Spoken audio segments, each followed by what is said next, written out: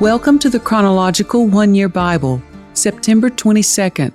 Today's reading is Nehemiah chapter 12, verse 27 through chapter 13, verse 6, Nehemiah chapter 5, verses 14 through 19, Nehemiah chapter 13, verses 7 through 31, and Malachi chapter 1, verse 1 through chapter 2, verse 9.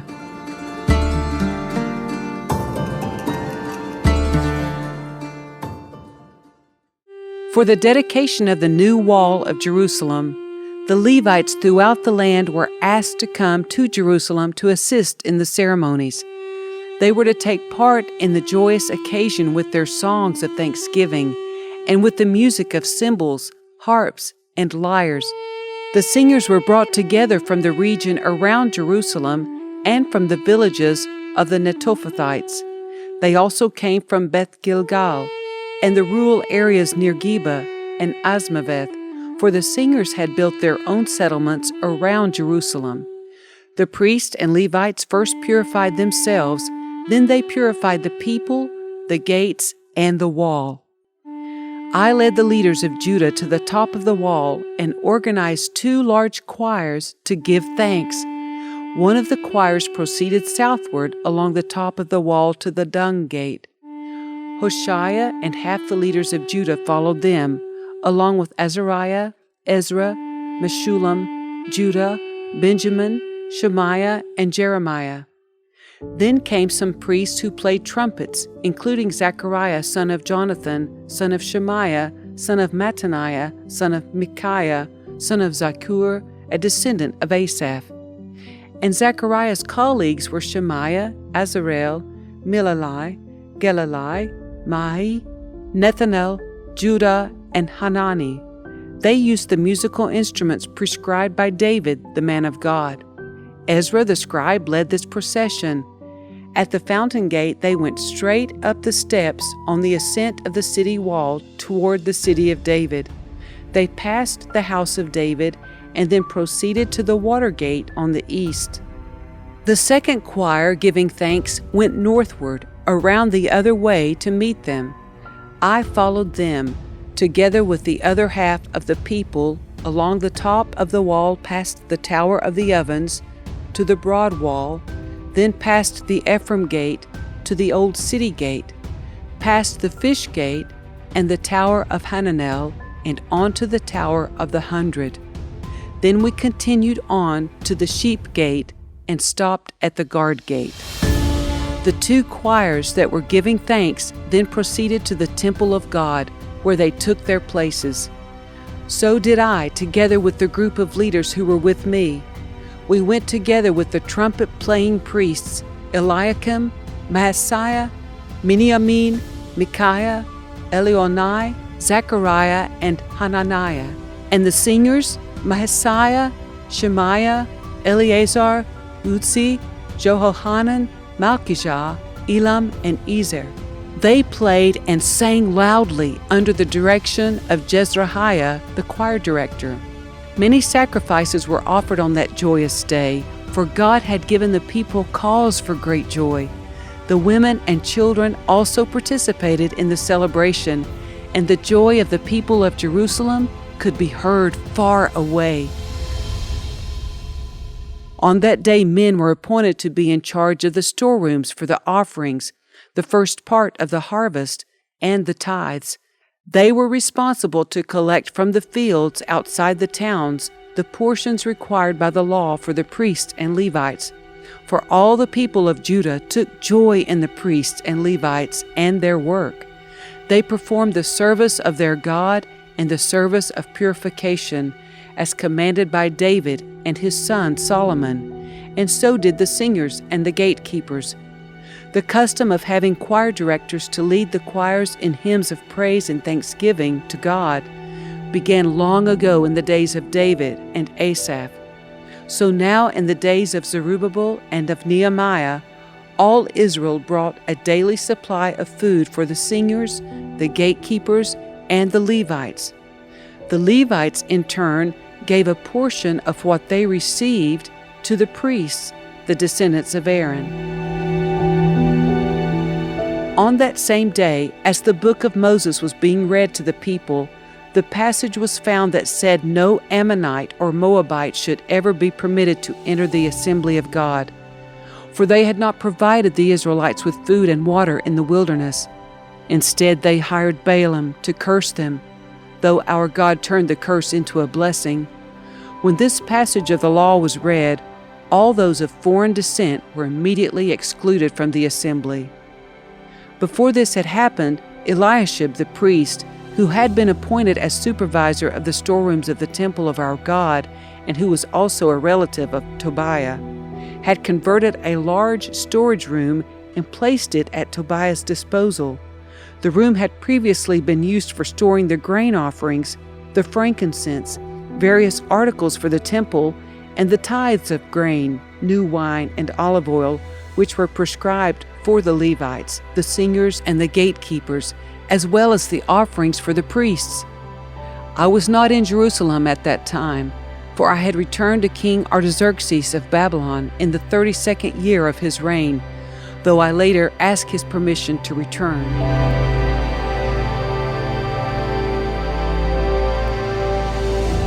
For the entire 12 years that I was governor of Judah, from the 20th year to the 32nd year of the reign of King Artaxerxes, neither I nor my officials drew on our official food allowance. The former governors, in contrast, had laid heavy burdens on the people, demanding a daily ration of food and wine, besides 40 pieces of silver. Even their assistants took advantage of the people. But because I feared God, I did not act that way. I also devoted myself to working on the wall and refused to acquire any land. And I required all my servants to spend time working on the wall. I asked for nothing, even though I regularly fed 150 Jewish officials at my table, besides all the visitors from other lands. The provisions I paid for each day included 1 ox, 6 choice sheep or goats, and a large number of poultry.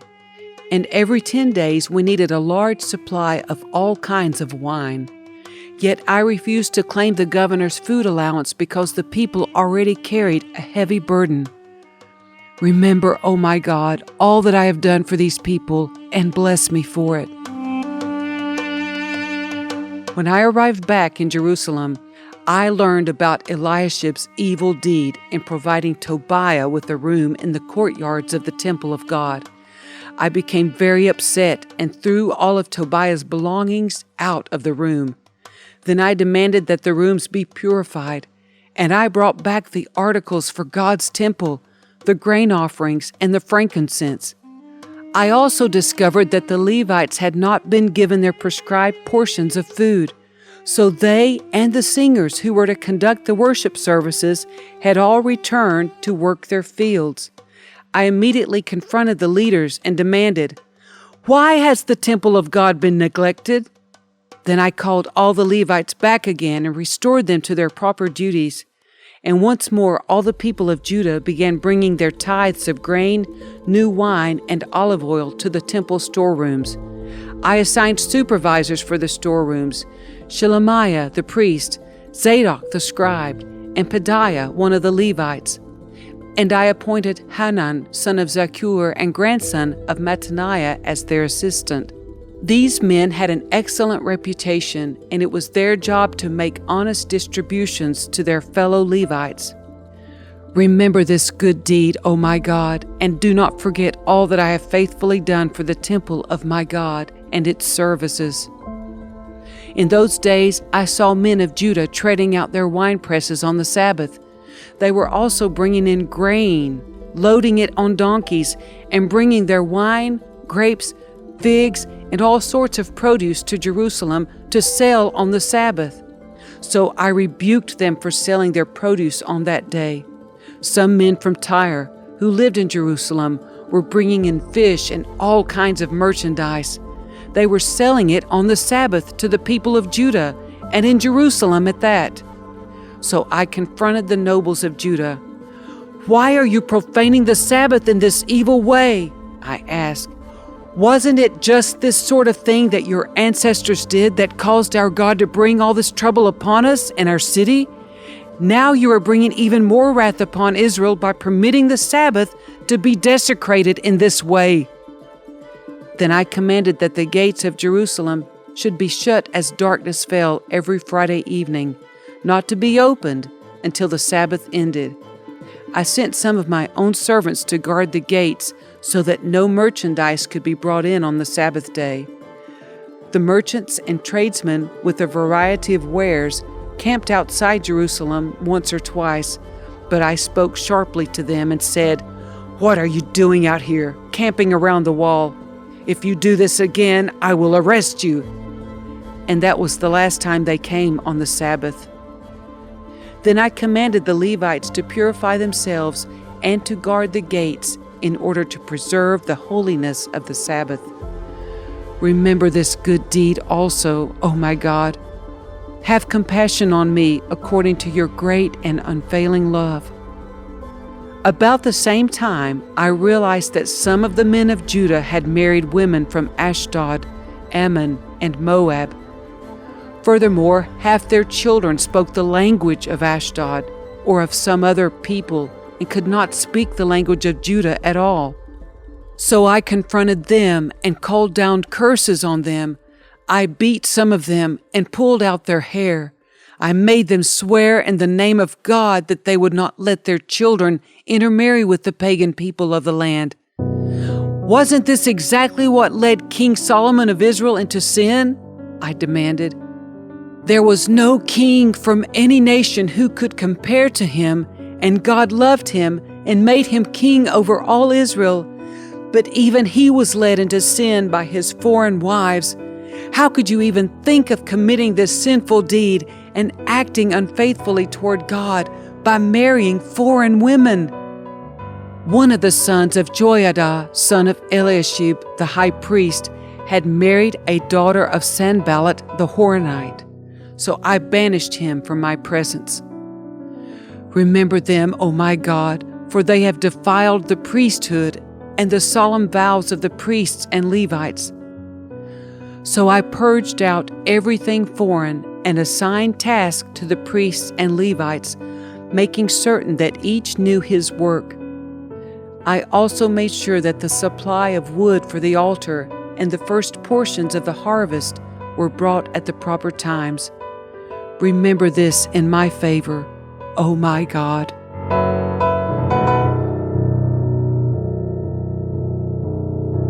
This is the message that the Lord gave to Israel through the prophet Malachi. I have always loved you, says the Lord. But you retort, really? How have you loved us? And the Lord replies, this is how I showed my love for you. I loved your ancestor Jacob, but I rejected his brother Esau and devastated his hill country. I turned Esau's inheritance into a desert for jackals. Esau's descendants in Edom may say, we have been shattered, but we will rebuild the ruins. But the Lord of Heaven's armies replies, they may try to rebuild, but I will demolish them again.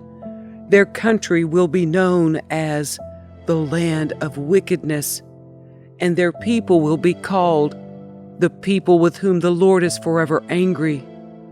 When you see the destruction for yourselves, you will say, truly the Lord's greatness reaches far beyond Israel's borders. The Lord of Heaven's army says to the priests, a son honors his father, and a servant respects his master. If I am your father and master, where are the honor and respect I deserve? You have shown contempt for my name. But you ask, how have we ever shown contempt for your name? You have shown contempt by offering defiled sacrifices on my altar. Then you ask, how have we defiled the sacrifices? You defile them by saying the altar of the Lord deserves no respect. When you give blind animals as sacrifices, Isn't that wrong? And isn't it wrong to offer animals that are crippled and diseased? Try giving gifts like that to your governor and see how pleased he is, says the Lord of Heaven's armies. Go ahead, beg God to be merciful to you. But when you bring that kind of offering, why should he show you any favor at all? Asks the Lord of Heaven's armies. How I wish one of you would shut the temple doors so that these worthless sacrifices could not be offered. I am not pleased with you, says the Lord of Heaven's armies, and I will not accept your offerings. But my name is honored by people of other nations from morning till night. All around the world they offer sweet incense and pure offerings in honor of my name. For my name is great among the nations, says the Lord of Heaven's armies. But you dishonor my name with your actions by bringing contemptible food. You are saying it's all right to defile the Lord's table. You say, it's too hard to serve the Lord, and you turn up your noses at my commands, says the Lord of Heaven's armies. Think of it. Animals that are stolen and crippled and sick are being presented as offerings. Should I accept from you such offerings as these? Asked the Lord. Cursed is the cheat who promises to give a fine ram from his flock, but then sacrifices a defective one to the Lord. For I am a great king, says the Lord of Heaven's armies, and my name is feared among the nations. Listen, you priests, this command is for you. Listen to me and make up your minds to honor my name, says the Lord of Heaven's armies, or I will bring a terrible curse against you. I will curse even the blessings you receive. Indeed, I have already cursed them because you have not taken my warning to heart. I will punish your descendants and splatter your faces with the manure from your festival sacrifices, and I will throw you on the manure pile. Then at last you will know it was I who sent you this warning, so that my covenant with the Levites can continue, says the Lord of Heaven's armies. The purpose of my covenant with the Levites was to bring life and peace, and that is what I gave them. This required reverence from them, and they greatly revered me and stood in awe of my name. They passed on to the people the truth of the instructions they received from me. They did not lie or cheat. They walked with me, living good and righteous lives, and they turned many from lives of sin. The words of a priest's lip should preserve knowledge of God, and people should go to him for instruction, for the priest is the messenger of the Lord of Heaven's armies. But you priests have left God's paths. Your instructions have caused many to stumble into sin. You have corrupted the covenant I made with the Levites, says the Lord of Heaven's armies. So I have made you despised and humiliated in the eyes of all the people. For you have not obeyed me, but have shown favoritism in the way you carry out my instructions.